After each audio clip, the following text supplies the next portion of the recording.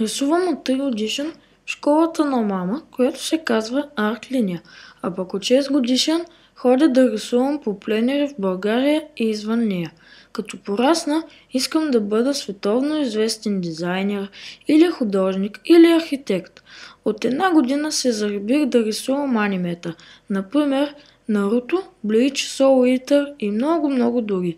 Ако стана дизайнер, искам да измисля автомобил или нещо в помощ на човечеството. Например, нещо като автомобил и самолет в едно, което може да излиза от Земята и да ходи до Марс, например.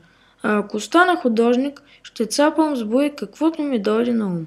И много искам да уча в художествена гимназия.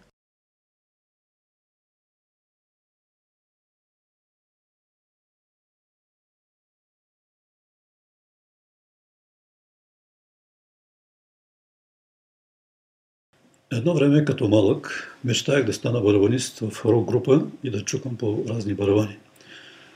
Понеже това, което съм гледал по концерти и изпълнение на живо, ми е правило страхотно впечатление.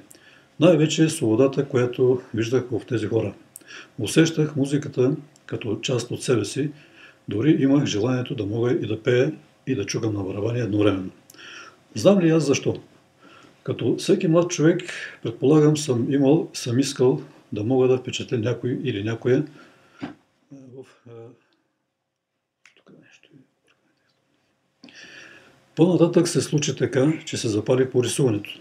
След това се случи и това да свира на барабани в една сватбарска група, но се оказа, че не ги чувам и усещам толкова добре нещата.